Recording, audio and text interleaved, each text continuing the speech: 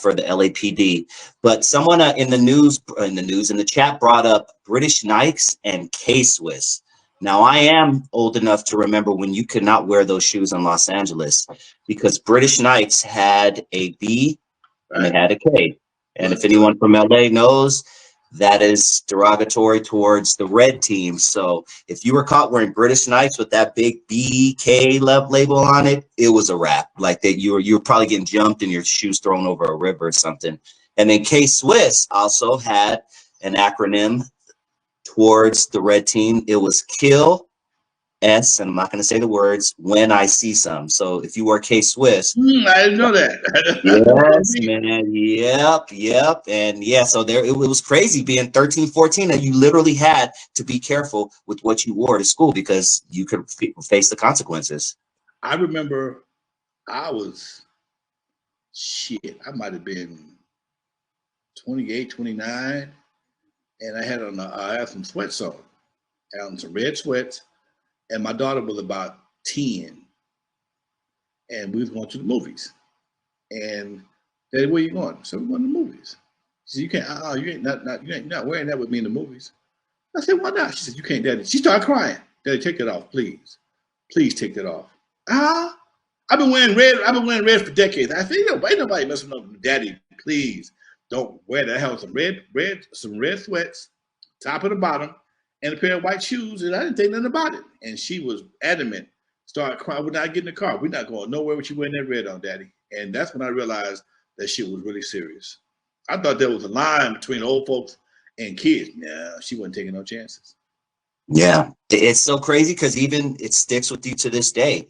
Like most of my clothes are black or are a neutral color. I don't wear too many bright red shirts and I don't wear too much bright blue, even though that's not even a thing now. You got Crips wearing red or blue, and vice versa. But it's weird how it's mentally in my head to where I would say 80 to 90% of my clothes are black now because growing up, that's kind of what I had to do to make it through the neighborhood. You know, I looked in my closet the other day, and most of my clothes are dark gray, black. I do have colored clothes. I don't wear them that much though. My favorite color is actually burgundy, but I don't have a lot of burgundy. I usually buy. I was talking. Me and my cousin were talking today. Usually, when I find something I like, I'll buy it in multiple colors, and most of the colors are either black, gray, or beige. I do have a couple of burgundy items, but I very seldom wear them. I'm the same way, man. Let's see. Let's go to some of the questions in the chat. We got some good stuff in the chat. Let's see. Boom. Hey, Lonzo from the Vinyl King. I have a question about publishing. I seen you have Dr. Dre credited as a producer on Turn Off the Lights. Does he have some of the publishing from that song? Nope. I own all publishing from World Class Wreckin Cru. He gets credited as a writer, but he don't get credited as a publisher. Back in the day, whoever paid for the record owned the publishing. That's as simple as it was, Doc. Now, you know, and here and don't take this the wrong way. That was the understanding of that era, okay? And ain't no Temptation got no publishing from Berry Gordy, very few people got publishing from Motown. Usually, the executive producers, the production company usually got the publishing, and later on, as people got more educated, they started doing more deals.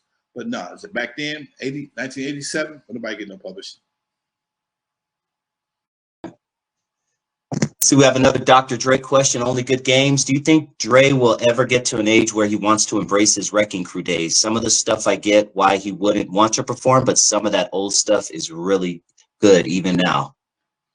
I don't know, man. I don't know. I don't know. That's a good question. He's so far doing his own thing, and I don't think he even wants to relive the era before he became a gangster or he started doing the gangster thing. I don't know. That's a good question. What is your favorite thing about the independent game? Or what was your favorite thing about the independent game besides the money? And what is your least favorite? I'll even add that on there. I could drop a record any damn day of the week. Majors only drop on Tuesdays.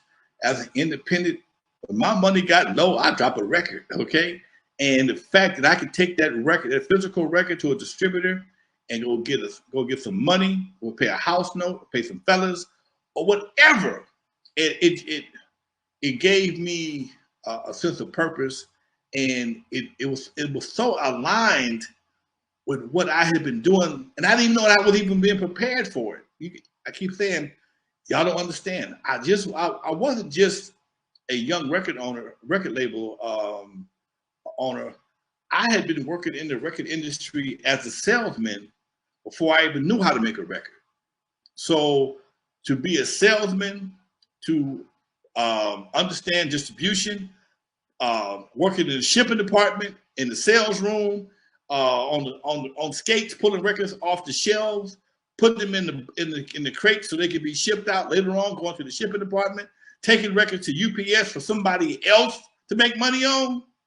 That was one of my jobs. If the UPS truck didn't make it in time, I had to throw it back in my van and go stand in line at UPS. So everything I had done for somebody else, now I'm doing it for me. And for me, I don't know, I can't speak for nobody else, of course, to see how that shit became a full circle for me, man. It was full circle. And then later, in 1988, is when Rudy, myself, Rudy of the LA Dream Team, Egyptian Lover, and Unknown, we formed our own distribution company called West Coast Record Distributors. And everything I learned from Michel'le, from Record Shack, all that shit just worked. It just came to a head. And that's why everybody came to me to get their records in the swap meet. Whether it was Eazy, working with Steve Yano, everybody. Steve Yano had his own, he had the swap meet automatically, and he knew a lot of the guys, but we worked together to get records in other parts of the state, other parts of California. So it was a camaraderie, you know. Give me some of yours. I'm gonna send mine. I'm gonna trade. We'll trade records. Give me some of these, some of those, because I know I can sell these over here, and they don't have these over there yet. And it just was the camaraderie that only an independent person can understand. And like I said before, I'm looking right now in my studio. Oh, Dusty, hold the screen for a minute. I'll be right back. I'm gonna show y'all something. Go ahead. Do your thing. What up, everybody? Enjoying the show, man? I'm telling you, dude, I love these gems that Lonzo shares with us. Shit, me and him are 6 years in, and he still dropping a new thing on me every now and then.